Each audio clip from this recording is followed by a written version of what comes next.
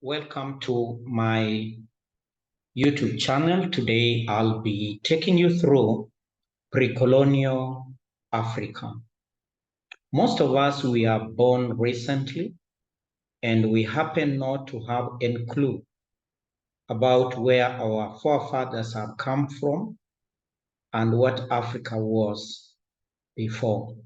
So I'll be taking you through the history of Africa, how we lived, how we did things, and maybe you'd be like, was that so bad that modernization is far much better than what it was before? But then, if that would be the case, right from now, don't you think 100 years to come or 200 years to come, we are going to have more than what we have today and more so sophisticated that you could not even imagine of? So it is very important to understand where we are coming from as much as we are interested and very much focused on where we are going. So please sit, relax, and get going. I want to say that by 15th century, Africa was home to hundreds of vibrant, dynamic cultures populating all parts of the vast continent. Within those regions, we today call West or Central Africa, for example, diverse groups distinguish themselves from one another through a complex range and a combination of languages, religion, arts, technologies, and evolving worldviews. So this is what we had before. And this is what made us very rich, that many explorers wanted to find out who we were. Ancient trade routes crisscrossed the continent, many of them pathways for the movement of local and international commerce and enslaved people. Because you remember very well, slave trade was high. Apart from other types of trade, slave trade was very high in Africa. So African lead traders linked routes from the west coast to distant communities of the Nile and the Red Sea. Similarly, trade routes traversed north and south, linking the Sahara with the savannah to the south, and well as to the forested regions of the continent. The best known of these ancient trade routes were those crossing the Sahara, what we used to call trans-Saharan routes. Trans-Saharan trade was facilitated by these particular routes that were crossing the Sahara Desert. For centuries, caravans of Arab and Berber traders transported African captives from sub-Saharan Africa, trekking along a series of odious stages to the slave markets of North Africa, the Mediterranean, Asia, and Europe. From the 8th century, demand for African slaves was accentuated by the spread of Islam. The vast networks of trade routes controlled by Muslims were used to capture people and transport African captives far from their homeland. Islamic religion penetrated ever further south, deep into West Africa, along the East African coast, and far into the African interior. Thus, its traders forged new trading links, providing goods from Europe and the East, which Africans exchanged for their exports, including slaves. North African Muslims created networks for trade that spanned a vast area of sub-Saharan Africa. African societies were ensnared by foreign slavers on the trading routes and forcibly marched into camel caravans across the Sahara Desert, often enormous distances to markets in the north. The trans-Saharan routes were broken into smaller sectors, with the goods and people bartered and sold multiple times to new traders en route. The end result was that African captives were transported from deep in the continent to the edge of the Mediterranean and even onward to Europe and to the empires of the Eastern Mediterranean. Berber and Arab trading routes created noticeable African ethnic groups in many major towns around Mediterranean, from Cairo to Istanbul.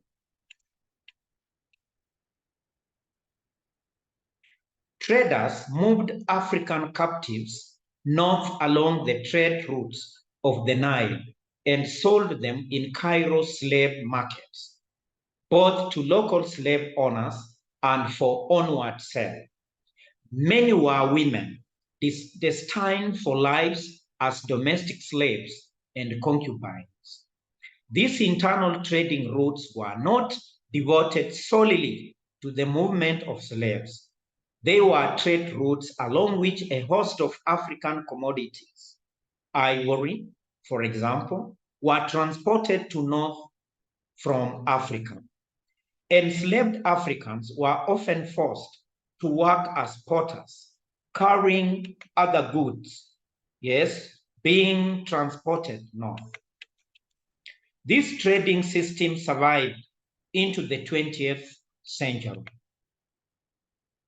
European traders and sailors benefited from these links when they began to trade along the coast in the 15th century, acquiring goods and people who were captured from the interior and brought to the Atlantic coast via the African traders' inland trading systems. The Portuguese were originally attracted by the possibility of trading with coastal peoples for gold. In time, the desire for labor in the colonies caused Europeans to demand African laborers to work on their plantations in the Americas and Caribbean.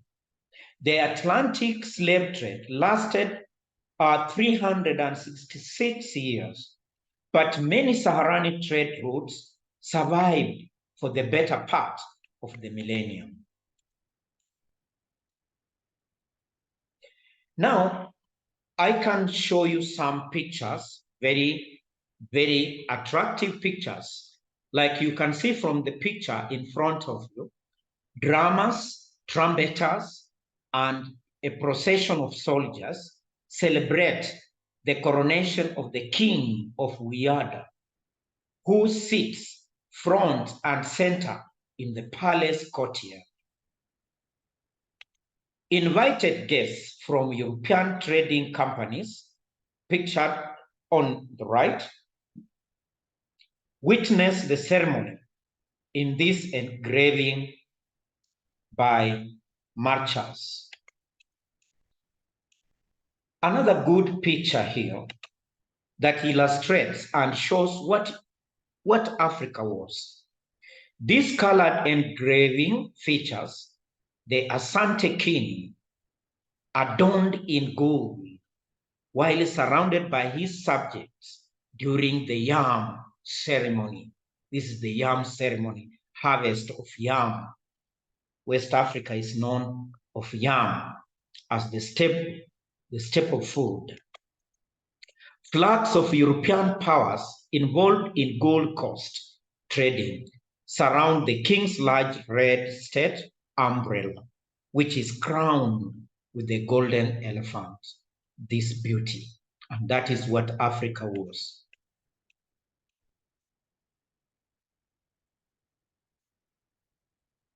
The next picture,